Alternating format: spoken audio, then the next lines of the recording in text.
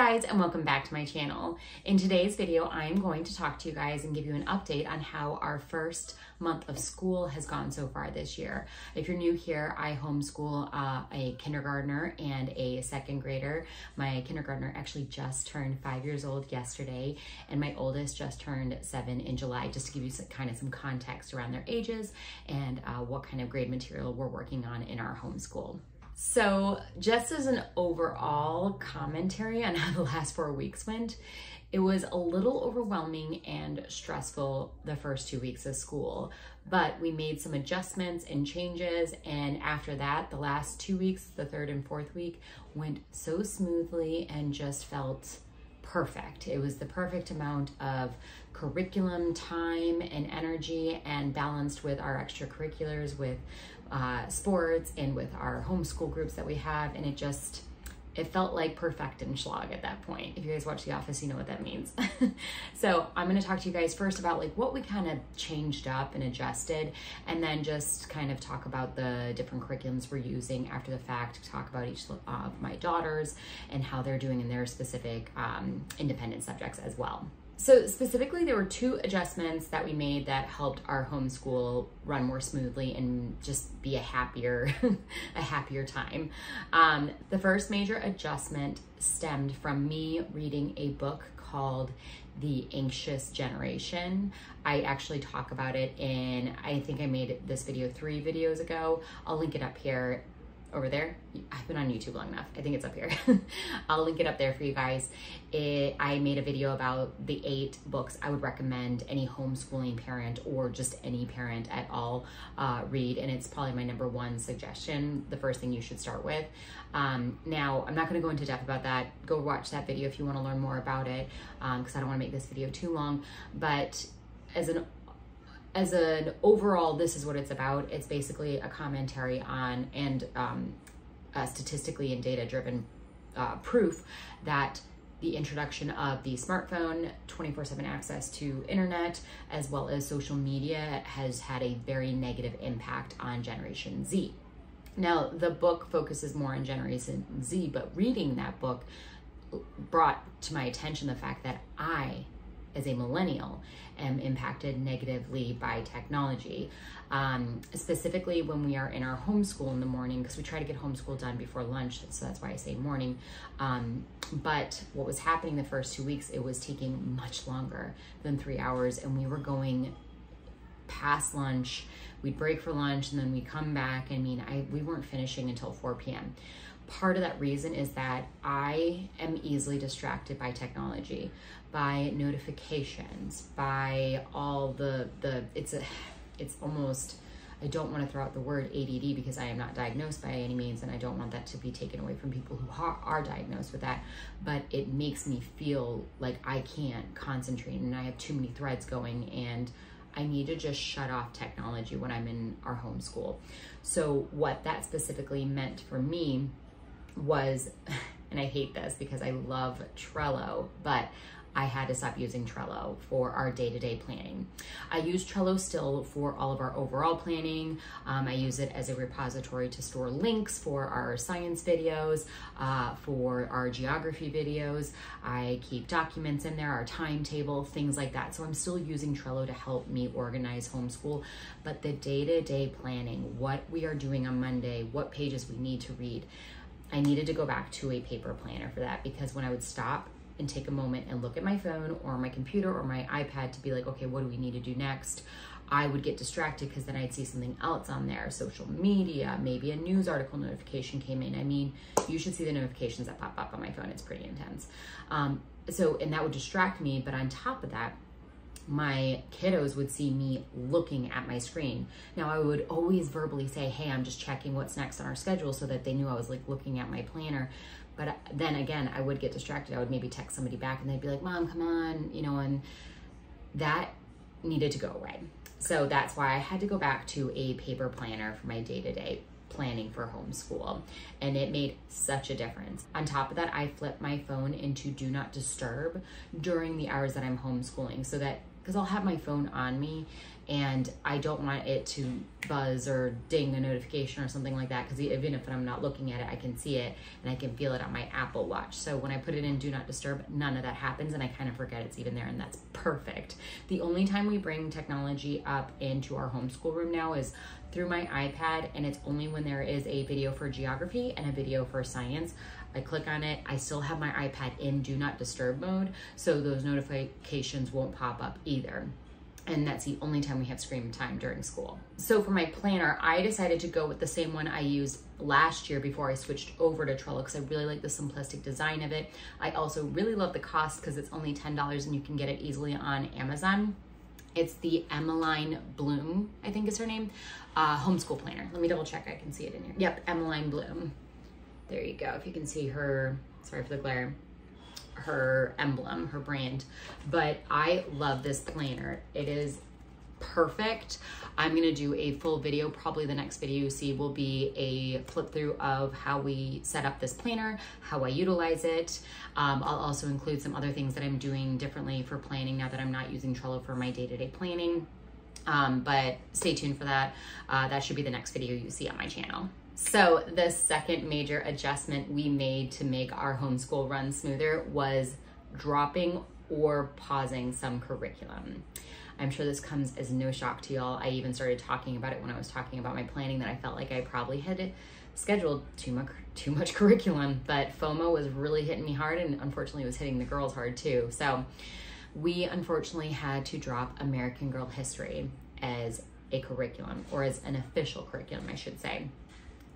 It was such a beautiful curriculum too. We got through the first unit, Kaya. We started her first 2 weeks before we started school, and that was all we were doing. So I thought that nice soft start, just doing history and then adding things in, you know, when we're on the third week of Kaya would help. It didn't. It's a very intensive curriculum when it comes to literature, activities, and you can do as little or as much as you like, but even the little bare minimum you need to do the curriculum, it just is time, it just takes time. And it's totally doable as long as you're not doing a bunch of other things like we are. And I hate to say it, I looked at the girls, I was like, I don't want to cut it, because we were the most excited about American Girl, but it was the one we needed to, because everything else we need to do in order to kind of work with our long-term plan. I didn't want to get rid of space science. They would have murdered me if I did that. They're loving it. I didn't want to get rid of Build Your Library Around the World Study, because that's not just geography. It's our cooking class. It's our art. It's a lot of things. It's our literature. So I didn't want to get rid of that either. So unfortunately, American Girl just made the most sense to drop for now. I say that because they are individual units. Each girl is 4 weeks of an individual unit. And what I propose to the girls is we introduce those units, one, when we have time in the future, but two, when we're learning about that time period, and we can bring them in. Because also my girls just turned 5 and 7. They're gonna be interested in American Girl for a long time. So I've got plenty of time to use those in our homeschool. What we are doing though, is we are still reading the girls' books. We're not doing any of the extras, but we're reading them at night, like when we have time. There's no pressure to get it done in a certain amount of time. If we happen to have time the next day after one of those, and I look and I see there's a really cute narration notebooking that we can do, we'll do it. But again, no pressure to get it done. I want it to be fun, because the girls just like listening to those stories. So right now we're working our way through Felicity, and they're really enjoying it. Felicity is my favorite because colonial times is my favorite as a history period, personally. So we're really enjoying that right now, and we'll bring the official curriculum back in when the girls are older, and we'll bring it back in unit bite-sized pieces. The next thing we actually are pausing right now is all about spelling level 2 for my oldest. So if you're new here, my oldest, we are doing all about spelling level 2 with her, and we are also doing the McGuffey readers, and we're using a Charlotte Mason approach with the McGuffey readers. So we're doing narration, we're writing down the words, copying twice, doing dictation, which is spelling, it's grammar. There's a whole lot that kind of comes from that. We're doing copy work, and then we're doing dictation of full sentences. So through that, she is naturally also, the way we're approaching it is we are doing almost a spelling exercise with her McGuffey readers as well. So it felt a little redundant, and so I wanted to see what would happen if we paused that until after our first break. And our first break for school will be after we've completed 6 weeks. So in another 2 weeks, we'll take 1 week off. We do a 6 week on, 1 week off schedule for the most part, with a few, you know, one-offs here and there. But I'm gonna see how we're doing, and if we feel the need to bring back in All About Spelling Level 2, what I will do is I will do 1 lesson a week. So with the intention of just getting through level 2 this year. I was thinking we could do level 2 and level 3 probably this year. I don't want to put that pressure on us because she is a strong reader and speller. I thought we could, but I'm like, what's the point in rushing? Let's just, you know, if we want to bring it in, we can, because I think it has good sound, phonetical rules and structure that will help her be a good speller, but I don't want it to be overbearing when we're doing other things that are spelling directed as well. So right now we've paused with that. We're just doing spelling theoretically. So we're just doing spelling through the McGuffey reader at this point, and it's going really well, actually. Another thing that I dropped is I made my daughter, if you saw one of my previous videos, I made her this printout booklet and I bound it, and it was word searches because she really likes to do word searches because it's fun for her, which I also think helps with spelling, reading, etc. And so I was having her do one of those on Fridays, Fun Fridays. Well, it wasn't so fun when it felt so pressured to get it done. So now she just has that in her room, and she just does it whenever she wants something to do, and she just enjoys doing them for fun. So that's no longer part of her curriculum. Is she still doing it on the side whenever she feels like it? Absolutely. So she's still getting that learning activity from it. And then the other thing, so we have Build Your Library Level 0 Around the World Study as our, what I would consider our main curriculum. And Torchlight Level K is also an around the world study, which we did the geography portion last year, but my youngest really wasn't involved and my oldest was still kind of young too. So that's why we are doing a full-blown geography main curriculum this year, because I want them to know where countries are, more about cultures, because we're going to start our 4-year history rotation the following year, starting in ancients. I want to know that they know where these places are. So that's why we're fully immersing ourselves in this geography study this year, which is going great, by the way. But what I plan to do, because I had all the spines from Torchlight Level K, I was going to combine them with Build Your Library being the main, and then just bringing in some of the spines from Torchlight as I saw, you know, made sense. Well, I had all of our stuff right now where I was going to bring all those spines in. Way too much, way too much. So what we've done is we've dropped the Torchlight spines, except for Atlas of Adventures. My girls love that book. And then they also wrote another one very similar to this, but it's Animal Atlas of Adventures. And so we're bringing those 2 books in every week because they're really quick reads. It's more the illustrations are pretty to look at, so they just enjoy those and they enjoy learning about different aspects of the places that are featured in these books. So we're using those 2, which are super quick editions, not taxing at all on our schedule. And then the videos from Torchlight. Build Your Library pulls in a video here and there, but there's really not a lot. My kids are very visual learners, and I think they soak up a lot from the videos that Torchlight has. So we are definitely incorporating those, but all the other spines are gone. We're not doing 101 women. What do you celebrate? We're not doing all those extra ones because it just was taking too much on top of the books that Build Your Library recommends you read. So taking those off our plate really freed up some time. So now that we have cut a lot of that out of the schedule, off of our plate, the pressure has definitely lifted, and we're having fun now. Because on top of that, we also have a lot of extracurricular activities, which I'll talk about in a second. But first, I thought I'd do a quick overview about how my 2nd grader is doing in her independent studies, and then my kindergartner, and then our group studies. So my oldest, my 2nd grader, is Emery, and for her language arts, we are pretty much just doing the McGuffey reader alongside the Verily Schoolhouse's printable, the Mason McGuffey lesson book. This is going so well, y'all. Like, it's just so easy to implement. My daughter is definitely improving with her dictation. That, I wasn't sure how that was going to go, because it's one thing to write as you're seeing something, but to hear a sentence said to you and then you write it out perfectly with correct capitalization, spelling, punctuation, She just turned 7, so I really wasn't expecting a lot, but she is just kicking butt with this. On top of that, she's also doing grammar through first language lessons, level 1 from the Well-Trained Mind. That is going so well.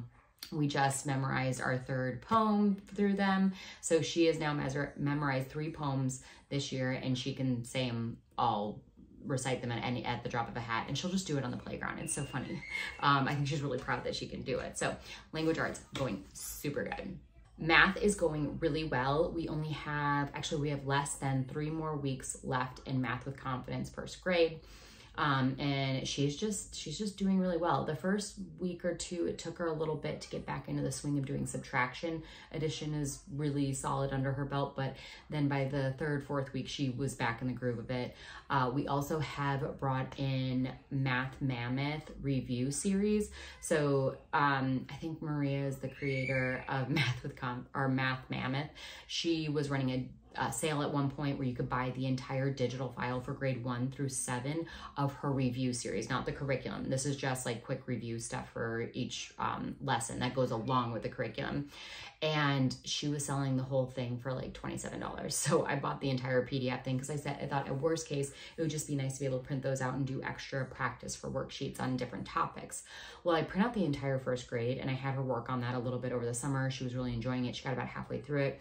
And we brought that back also. So we're gonna sprinkle that in here and there throughout the week to help solidify the concepts that she's learning within Math with Confidence. And those 2 combined, I think, are just doing really, really well for her. So very pleased there. She decided that she does not want to do Ordinary Parents Guide to Teaching Reading anymore. It really breaks my heart because I absolutely adore and love the curriculum. And I think if I hadn't shown her the McGuffey Reader, we would still be doing the Ordinary Parents Guide to Teaching Reading. So that is my fault for just even like saying, hey, what do you think about this past summer? I got FOMO, she got FOMO by going through it, but now she likes it. So you know what, at the end of the day, as long as she's using something that's working for her and she enjoys, that's all that matters. However, I am still using the Ordinary Parents Guide to Teaching Reading Teacher's Guide because there's a student book and a teacher's book. I'm still using the teacher's book, but more as like a resource guide for me as the teacher because it has all the rules about the different phonics, blends, rules. I think it's a really good reference book. Even if you're not using it for your kiddo, for you as the parent, I get so much information out of it, which is helping me then teach her those phonetical rules through the McGuffey Reader. So we're using both. So something that has really worked for my youngest, which it was kind of funny. I was trying to help her concentrate on blending and reading because there was a whole lot going around auditorily with us. So I got some headphones from iClever. They sent them to me before school. I'll link them down below. They're noise canceling for kids. They're really soft. I actually really like them. I kind of want to get some. But I will put the noise canceling on low so she can still hear me. And then I will have her listen to classical music. And when she reads, when she's listening to classical music, she doesn't sound it out. Okay, so for example, if she's reading cat, if she doesn't have the music on, she'll go cat, and she'll go cat.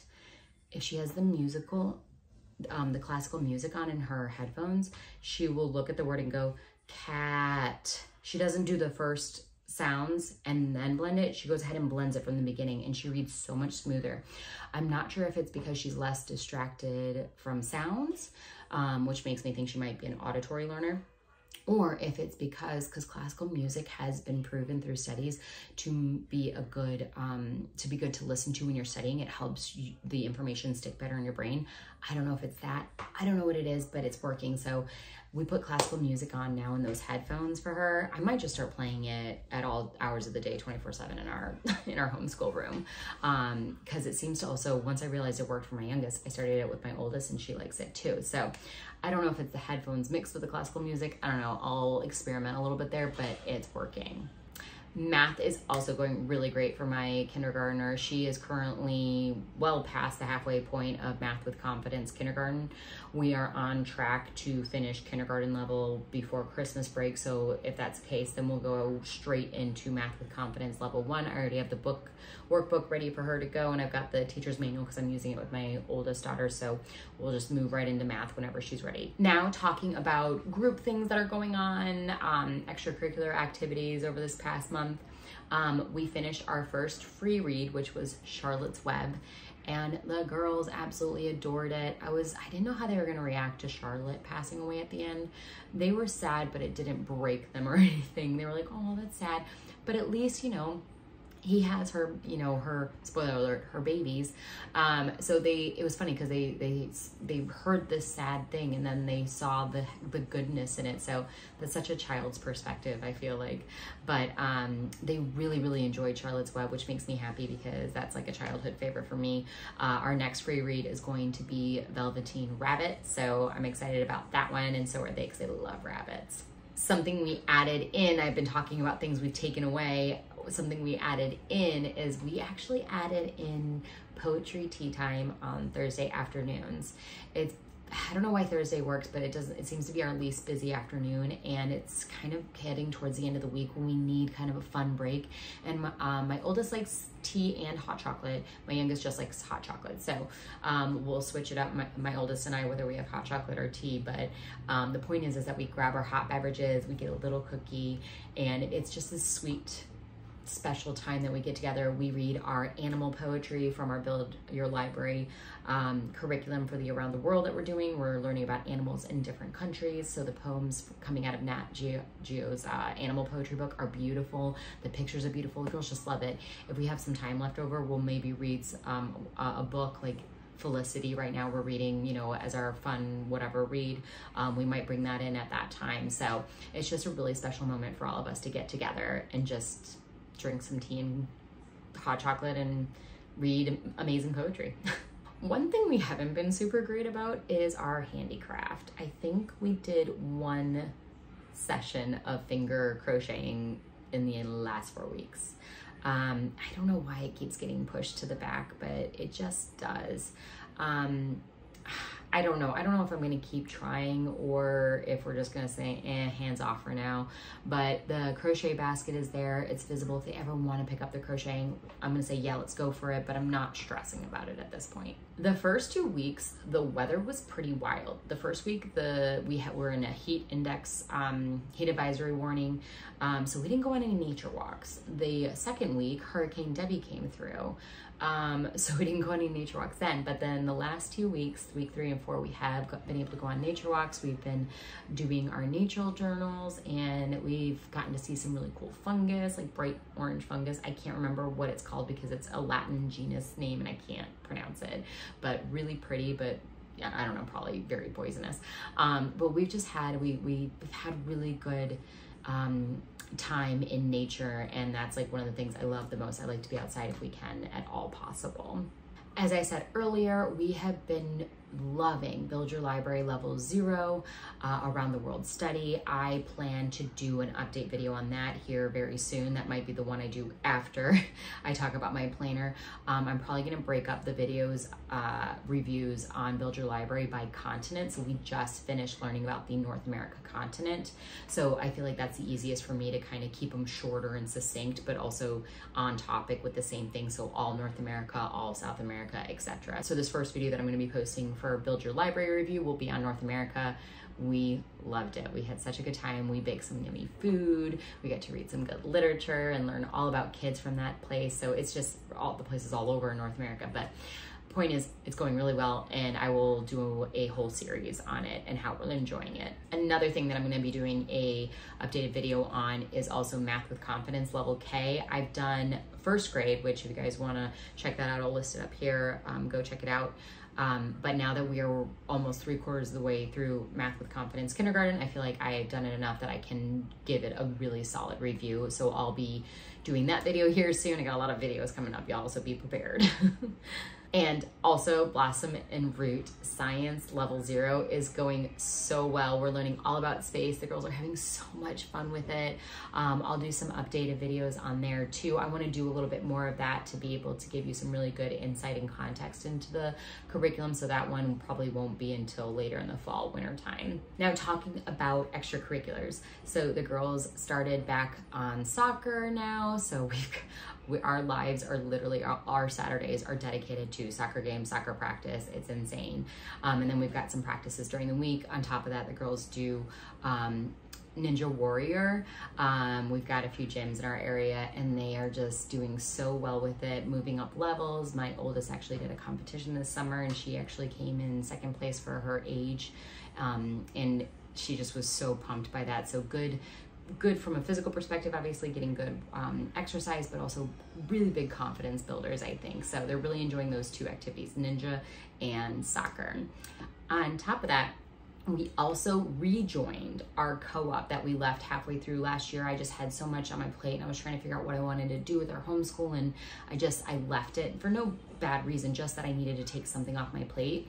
But now that I feel like I've gotten my feet underneath me, we've rejoined the co-op. My friend actually created it. She's done such a wonderful job with it. And we are just so excited for all the events that are coming up here soon with the co-op. We are also part of another group, which is not a co-op per se, it's a homeschool group that we go on field trips and stuff. It's not like a co-op where the parents have to teach. It's like we go find things to go do and tours of facilities and all these things. So one's more just for fun, the other one's more learning. Not that they're not both learning, but you know what I'm saying. I have to teach in the co-op. The kids group one, homeschool group, is more like just a fun field trip one, if that makes sense. And then also something else I implemented, which I will talk about when I do my planner video, is I've implemented something called, here, this is very Charlotte Mason. I'm gonna cover up because I have my kid's picture right here. But it is a goals and reflection logbook. And this is really helping me keep my thoughts together and getting them out on paper so I don't forget stuff. So every week, at the end of the week, I'm putting in notes, saying about how that week went. Was there anything that went really well, not so well, things we need to change or maybe look at in the future doing. It's kind of like a diary for my homeschool. So I will share more about this when I talk about my planner in the next video. On top of this, I will also reshare my parent resource binder. I've already just recently did a video on this when I was talking about what I put in here, but that has changed only slightly because I'm no longer using Trello for my daily planning. I've taken some stuff out of here and put it into here just to have it in one spot. So I'll do a quick flip through for that to show you what's in there. All right, guys, I think that is everything. It's been kind of a roller coaster these first 4 weeks, but it's also, the last few weeks have gone really, really, really smoothly. Good happiness. It's just all positive vibes now. I feel like we've found our stride. I feel like also the girls needed 2 weeks probably to get into the routine of doing school again. We didn't fully break for summer, like where we weren't doing anything, but we went down to probably 10% of what we were doing during the school year. So they were not used to having a school routine for a couple of weeks, and a couple of weeks was enough for them to get out of sync with it. But now we're back into the school routine. Everything is going really well. If you have any questions at all about anything I mentioned in this video, as always, leave them down in the comments. I'm always happy to answer your questions. If you like this video, give it a thumbs up. If you are new to my channel, hit that subscribe button and the notification bell so you are notified whenever I post a new video, and I will see you guys in my next video. Bye.